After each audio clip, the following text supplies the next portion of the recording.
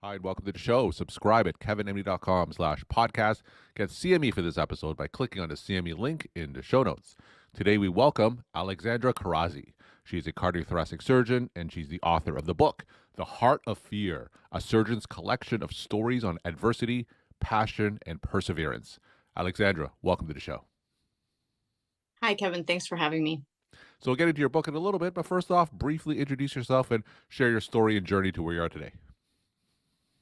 Sure. So I'm a cardiothoracic surgeon. I'm in private practice in Southern California. I initially went to medical school at UC Davis and went to a general surgery residency at Westchester Medical Center in New York. And I completed my CT surgery fellowship in Greenville, North Carolina at ECU. All right. So tell me some of the rewards and challenges of private practice cardiothoracic surgery today. I think, I like it a lot because there is a variety. I do primarily heart cases, but I do also some thoracic cases, some robotic lobectomies and things like that. I do go to multiple hospitals around town. I'm in a group of 3 surgeons, and we go to a total of 5 hospitals, and our call is 1 in 3. So and it's busy, which was primarily sort of what I wanted. And so there's always a lot of work to go around, and yeah, it's good. Yeah. So if we have, medical students who listen to this podcast, so what kind of questions should they ask themselves if they're considering a career in cardiothoracic surgery? That's a good question. I think that, it's important to see, first of all, like what your passion is, because I think that it's going to be a lot of work. And I think that's true for anything. Like, I don't think it's just for cardiothoracic surgery, but I think, it's going to be a lot of work no matter what you choose. And so you may as well just choose what you want to do. And I think a lot of people are deterred from like a career in surgery because they think, oh, that's too much work. That's too many hours. However, I tell them, even if you want to go into peds or anything else, like, people presume that somehow that's less work, but I don't really think it is. I think it's going to be a lot of work no matter what you choose. And it's sort of important to just choose something you're really passionate about and pursue that. All right. So we're here to talk about your book, The Heart of Fear, a surgeon's collection of stories on adversity, passion, and perseverance. Now, tell us, how did your book come together?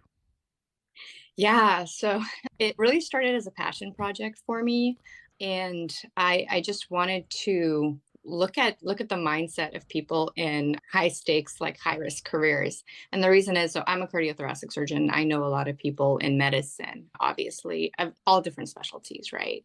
So, and I would, we talk to our colleagues in passing or whatever between cases. We talk to them at the surgeon's lounge, and or we talk to our friends and colleagues that we've met along the way, and we kind of get an idea of what they're going through. And one thing that I did notice, and especially this got worse post pandemic, is that people that I would talk to, as I mentioned, they would get very, there's a lot of systemic pressures mounting, Hmm. and a lot of people sort of had this almost like fearful reaction of surrounding what was going on around them, like Sure. whether that be job security, like, am I gonna like lose my job, am I gonna not get the promotion, or am I not gonna get the partnership, or people getting hit with medical malpractice lawsuits. I just recently am coming out of a medical malpractice lawsuit myself, right? So it's like all these things that we deal with as healthcare professionals.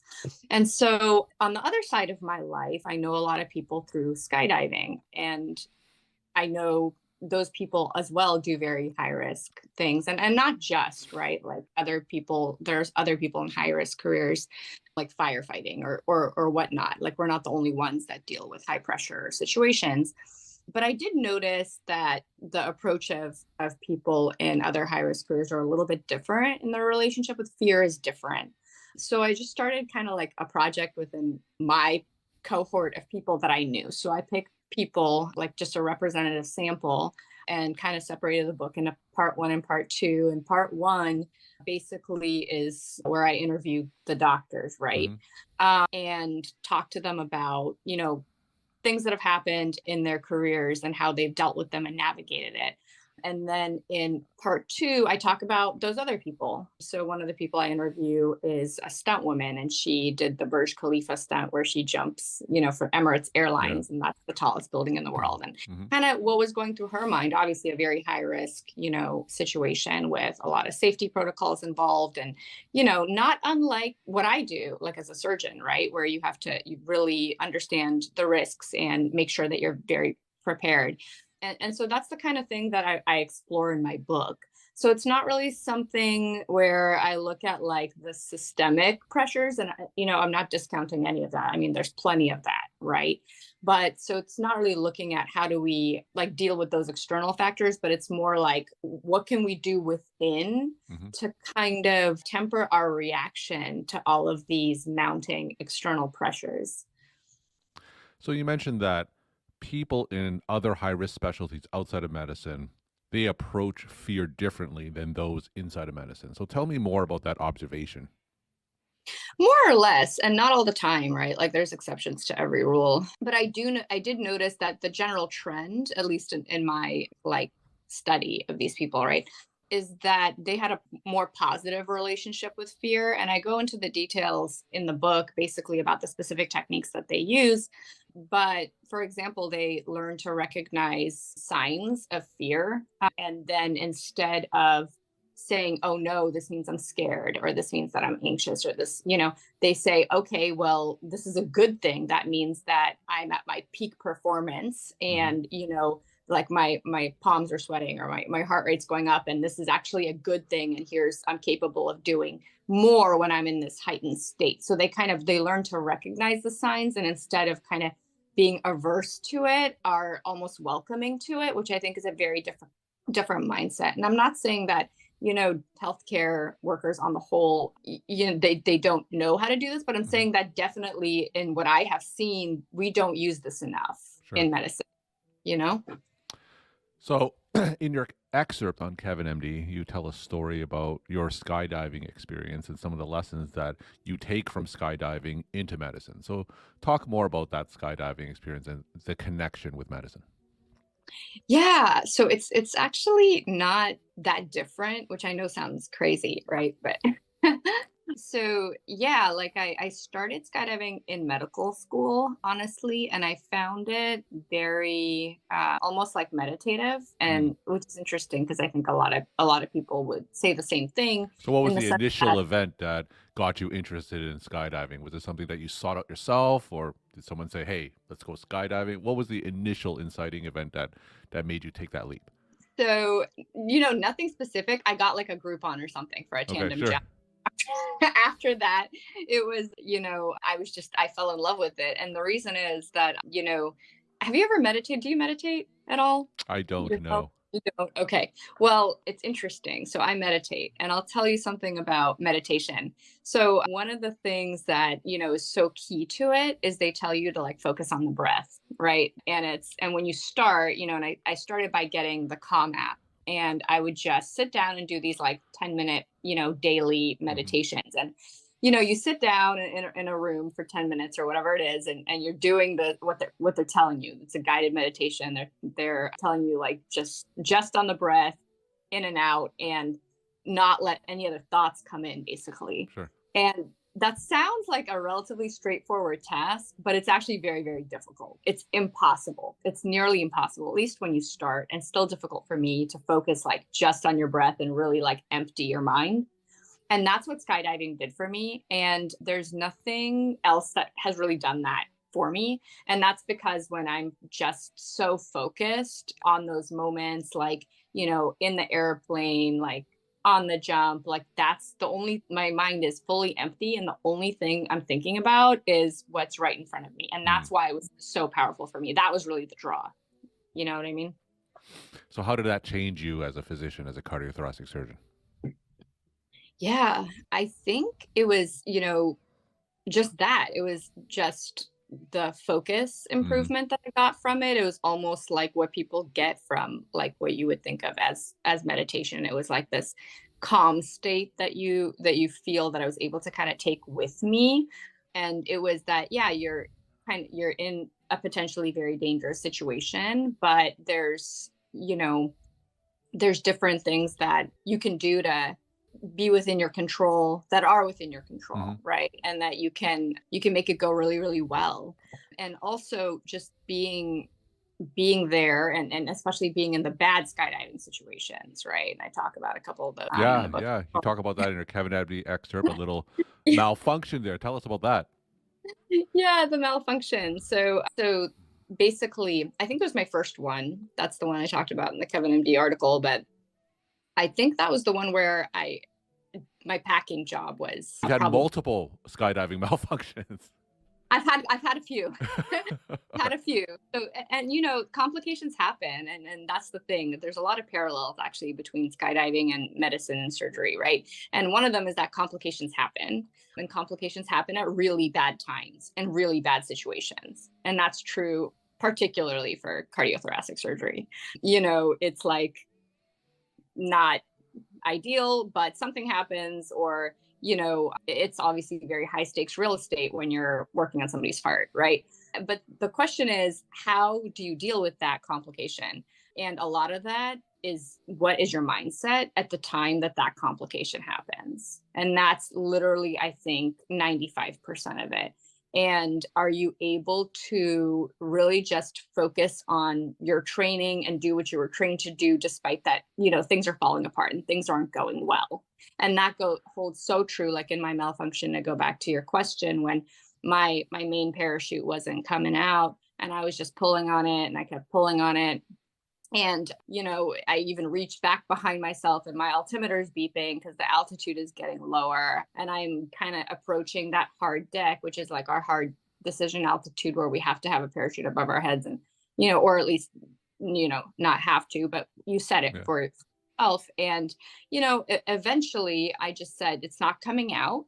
And the next step, even though this is not ideal, is you pull your reserve parachute out. And of course, the danger with that is you could potentially have two parachutes out, and then those can tangle, and all sorts of stuff can happen with that. But anyway, it luckily the reserve came out on that particular jump, and I was able to fly it down, and no issues. But that's very similar to like a case, right? Like where intentions are well laid, but something happens during the case, and you have to just really, I think your mindset has to go back to be very focused on the training. Like, what to do, Hmm. you train to do this, and you have to just go through the steps and trust that you can handle it. So during that particular jump, your main parachute didn't come out, and you had to go through a proverbial checklist and go through the systems check, and eventually settled on the reserve parachute. So your Correct. training as a cardiothoracic surgeon prepared you for an event like that. I i think that, so I wasn't at that time, I wasn't a cardiothoracic surgeon at that Okay, time. So no, it was kind of the other way around. sure, sure, But yeah, they're similar. Like, so yeah. there's sort of a check. There's the training that you go through. There's the ideal way things go. There's a checklist that you have, and then there's what really happens. Hmm. Like, you know what I mean? So after an experience like that, I would guess that there's very few things in the operating room that would phase you. I think there's obviously still things that don't go as ideally as you'd like, but I definitely think that you know as far as my mindset, like what I've gotten from skydiving has been invaluable in teaching me how to, be just in a bad situation, but be like very like at peace in that bad situation. Now, in your book, what other stories do people that you've interviewed, perhaps other clinicians, what other kind of fear-based activities do they go into? So, if someone were interested in doing something similar to skydiving, but not skydiving itself, what other activities do other physicians do? Well, so not all of them that all like have high risk hobbies, but in the physician population that I interviewed. But one of the people that I interviewed is an ER doctor in Sacramento, and he is a base jumper, Mm. skydiver. So he has, a lot of very high risk activity experience. And base jumping is basically jumping off of like stationary objects, and usually from much lower heights, considered much more dangerous than skydiving is, and using only one parachute to kind of, put it in a nutshell. But he does that, and his story is fascinating that he told. It was a great chapter to write. Now, from all your interviews with people with high risk hobbies, what kind of lessons can you teach other clinicians who may be listening to you here? Yeah, so I think a lot of I think mindset matters. Like I think that is the main takeaway, because I think that there's always going to be like external issues that are going on, and that's just unfortunately the reality of medicine today. But I think what's important is to really find what works for you, like in terms of, and I do offer some techniques, but I'm like a case study of, one person that interviewed, these people around me. But I mean, another thing, I want to mention is like anybody can do this. Like Kevin, like you could take 12 people in your life and you could interview them, and you would have a completely different book, right? And people would read it, and it would teach a different audience a different set of lessons, and it would be completely, valuable, Mhm. right?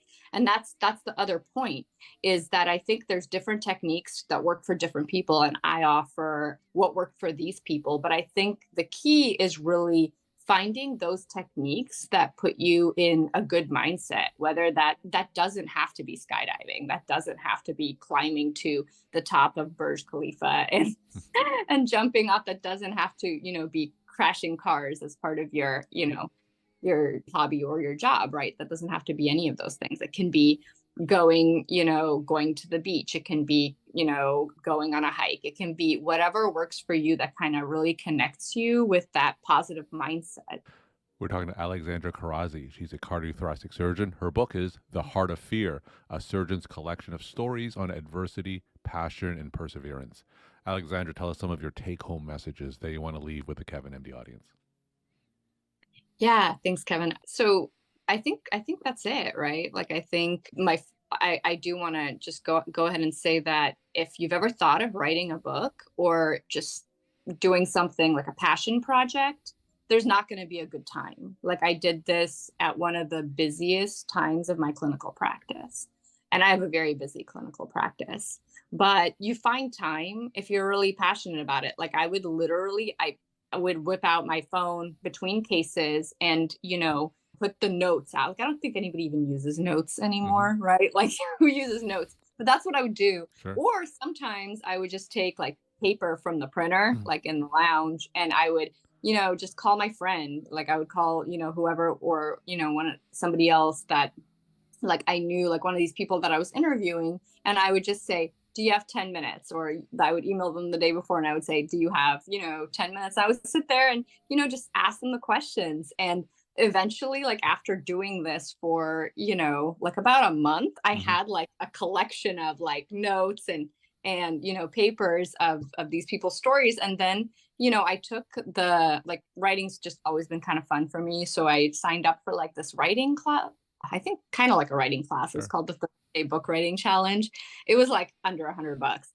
And I just did it. It was again 20 to 30 minutes a day. And what it taught me was kind of a format. It doesn't have to be that format, but it taught me a format to just get these stories and put them into like a nonfiction book. And then from there, little by little, I kind of moved it through. But if you have a passion, or don't wait until you have more experience or more whatever it is. Or I was always told, oh, you should take a formal writing class, you should go do all these things. And one day I said, I'm just going to do it because I want to do it. So that would be my probably send home message, is if you want to do something, I mean, just start. Just start. Alexandra, thank you so much for sharing your story time and insight. And thanks again for being on the show. Thanks, Kevin.